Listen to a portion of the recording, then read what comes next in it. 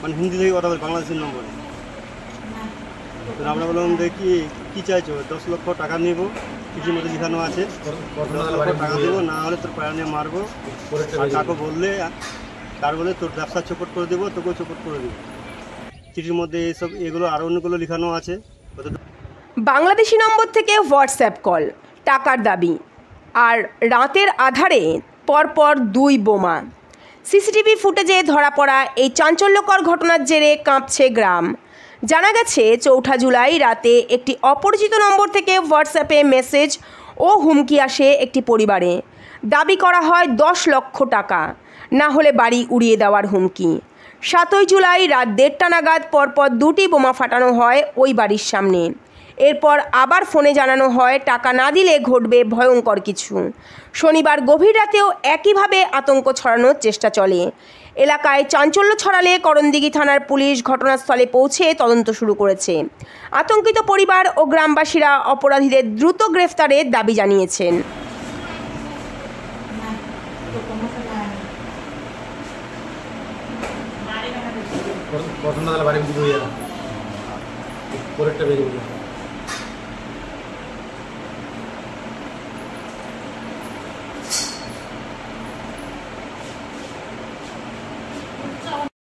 কি ঘটনা ঘটেছে? ঘটনা গত মাসে 4 তারিখে রাত 10:14 হোয়াটসঅ্যাপে একটা চিঠি পাঠানোর পরে আমাকে কল করে বলে যে তুমি হোয়াটসঅ্যাপে একটা চিঠি পাঠালাম, পরে দেখে আমাকে কল করো। পরে দেখার পরে কল করলো আমাকে, তো জিজ্ঞাসা হলো কি হলো।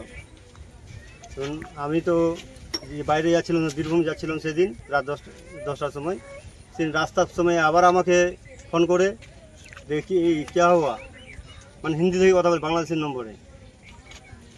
তো আমরা বললাম যে কি চাইছো, 10 লক্ষ টাকা নিব, চিঠির মধ্যে লেখানো আছে 10 লক্ষ টাকা দিব, না হলে তোর পায়ে নিয়ে মারবো, আর কাকে বললে তার বলে তোর ব্যবসা চোপট করে দেবো, তোকেও চোপট করে দেবো। চিঠির মধ্যে এগুলো আরও অনেকগুলো লেখানো আছে, কতটুকু বললাম না। না বলো, যেটা আছে পুরোটাই বলতে হবে। চিঠির মধ্যে লেখানো আছে যে সেকেন্দার, আরতলা সেকেন্দার, তুমি ব্যবসাতে অনেক টাকা কামাই করছো, তোমাকে 10 লক্ষ টাকা দিতে হবে। তোমার স্করপিও বাইক আছে, 4 চাকা স্করপিও আছে, তুমি দার্জিলিং ঘুরতে গেছিলা, দার্জিলিংয়ে তোকে মারি নাই। তারপরে লিখছে আরও অনেকগুলো লিখছে যে টাকা না তো কোনো মতন ঝামেলা করলে তোর ব্যবসা চোপট, তুই চোপট।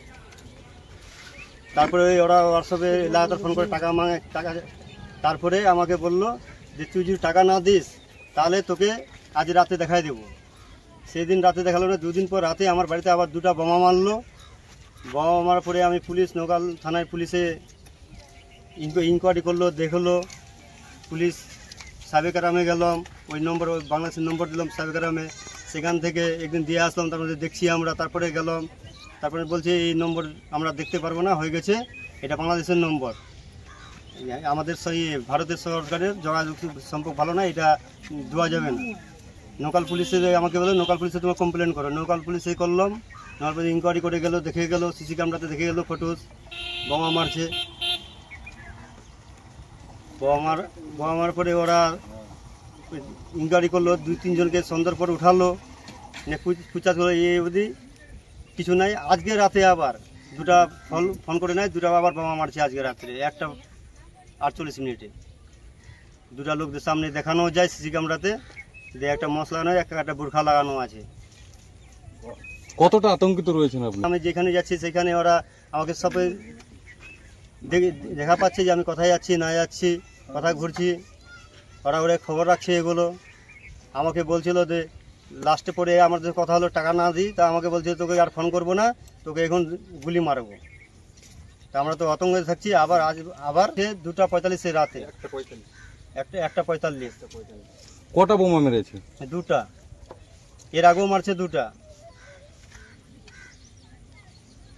কাউকে কি সন্দেহ হচ্ছে কারা মারতে পারে? দেখতে সন্দেহ, কি করে সন্দেহ করা যাবে, কাকে বলা যাবে বিনা দেখে? কার সঙ্গে ঝগড়া নাই, কিছু নাই, শুধু আমরা ব্যবসা করে খাই আর কি।